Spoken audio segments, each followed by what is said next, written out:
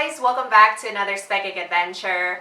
I have behind me here my NB Miata. We haven't seen this car in a while on this channel, and this car in the last 2 years has been having some running issues that we haven't quite figured out. One of the things that also is happening with the car is that it's not reading the fuel gauge properly, and I've decided to go ahead and change out the fuel sender unit. Essentially the little mechanism that reads the fuel level. And while we're going to do that, we're also going to be changing out the fuel pump, because that's also something that I've never done on this car within my 8 years or so of ownership. So that's what we're going to be doing today. These are the two things that we're going to be replacing today. This is the fuel sender unit, and this is the part number. I'll also be putting this in the description box below if you guys are interested in that. Alright, this is how it looks like. This is the thing that reads your fuel level. I have a fuel pump that I bought a long ass time ago, like probably 4-5 years ago, that I never got to. Deatschwerks, I'm probably butchering that, but here it is, DW200. I think this is supposed to be like the OE replacement. I didn't get like the beefier pump just because I didn't. And then they also come with some wiring, some clamps, and then also has a little sock. First thing, we're going to be removing the hardtop for easier access.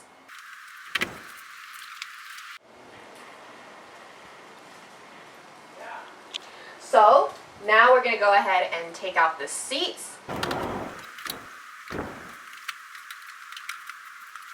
and then remove the carpet partially so that we can expose the fuel tank system.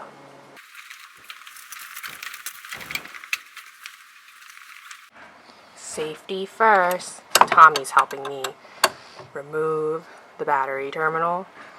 So I totally forgot, but I had accessed this before a while ago, so I really only have 3 screws over here, and I'm missing like 3 other screws, I think. 2 other screws, one over here and one over here, and this one is actually really rusted. So at this point, I can either drill that out, or I could just like that.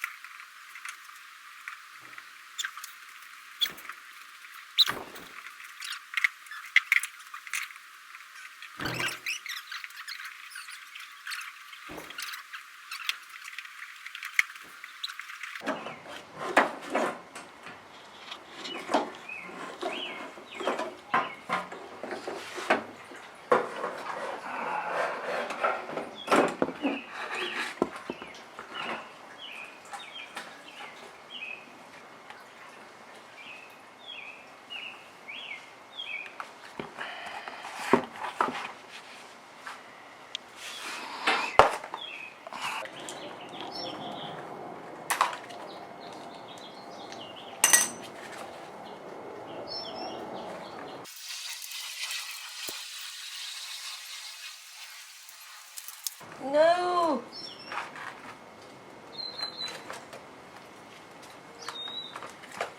So dangerous to put on the ground. Might lose it. There. You able to take it out?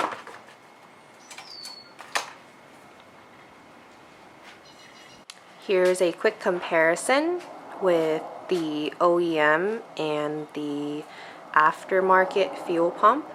The bottom one is the OEM and the top is the aftermarket. So what we're gonna do here, the plan is, since we need to transfer this connector here, the OEM connector, over to the new pump, we're just gonna chop it in half and use a butt connector and connect this section onto the new pump.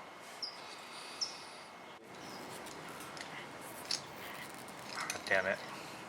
It's actually...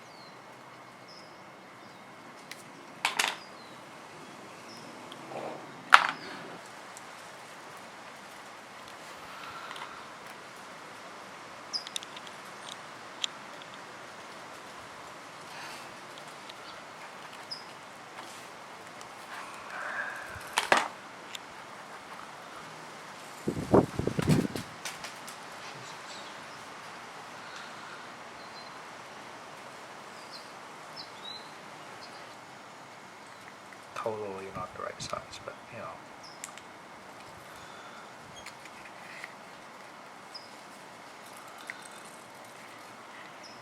Why do you need one of these sleeves over it? It's just to prevent it from like shorting out. I mean, just also like An extra protection? protection too. Oh. Yeah. So you just, and then we can heat. With a heat gun?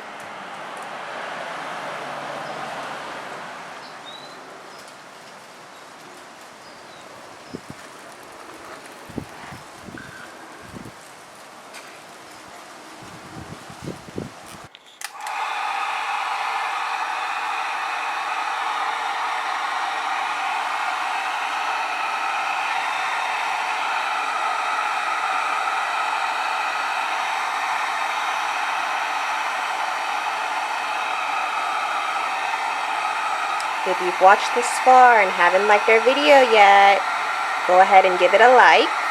And if you enjoy this content, go ahead and subscribe too.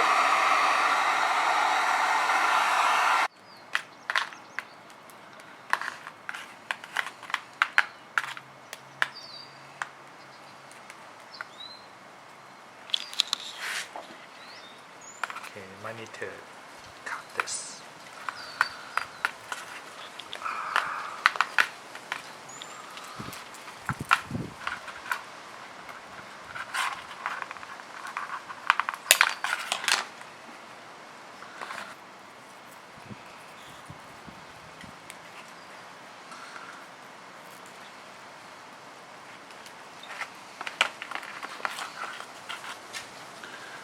Put a little zip ties. Boom. Just like that. Right. And then. Do you need this out of the way? No. Oh, fuck. Yay! Boom. There you go. Nice. Yeah, so. Just like that. Alright. That looks good. It's a hack job that looks not Okay, that I'll hack. never see it. Yeah, that's true. You never see it. Yeah. Looking good. OEM plus. Wow. Alright, so here is the fuel unit in all its glory. Here's the new aftermarket fuel pump. We attached the sock on there. And then also the wiring situation that Tommy did. It's routed very nicely here, and it's crimped here with a little zip tie. It's forming like a S.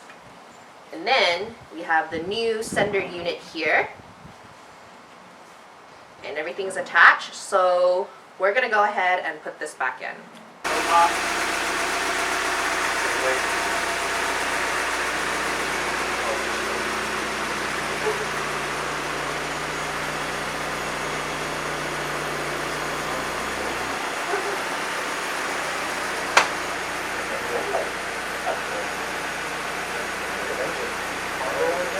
So as you can see, the car runs fine. When we were originally putting the fuel unit back into the car and we were kind of trying to wrap up the project, we turned the key to the on position trying to prime the car, but ultimately I couldn't hear the fuel pump prime.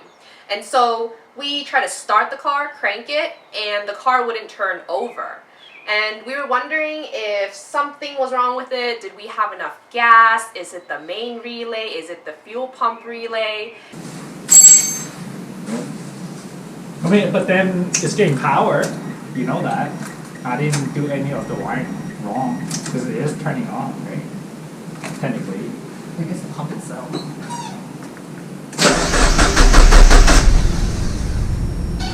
Right, everything's Okay, try it.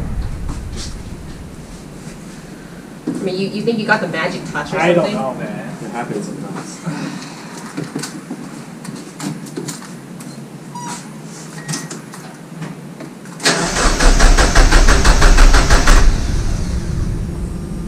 What we ended up doing was when we put the two wires back into the connectors, we actually ended up switching the positive and the negative wires. And so that's why on the original trial, when we were trying to crank the car, you could hear the fuel pump kind of like working, but then it would kind of just die out. And we were cranking it multiple times and it would keep doing that. And so we ended up fixing the issue. And then when we cranked the car the first time, the fuel pump ended up making this like super weird sound that I almost thought that we, fucked up somewhere, we didn't do something right. But, just FYI, if you guys are putting in the Deatschwerks 200, just know that upon cranking it, if you installed everything correctly, upon cranking it, it's going to make some really weird sound, but don't worry, just let off and then crank it again and the car will turn over, just like mine had. If you guys have any questions, then go ahead and leave them down in the comments below. We'll get back to you soon. Thank you very much for watching and stay tuned for more Specking Adventure. Bye!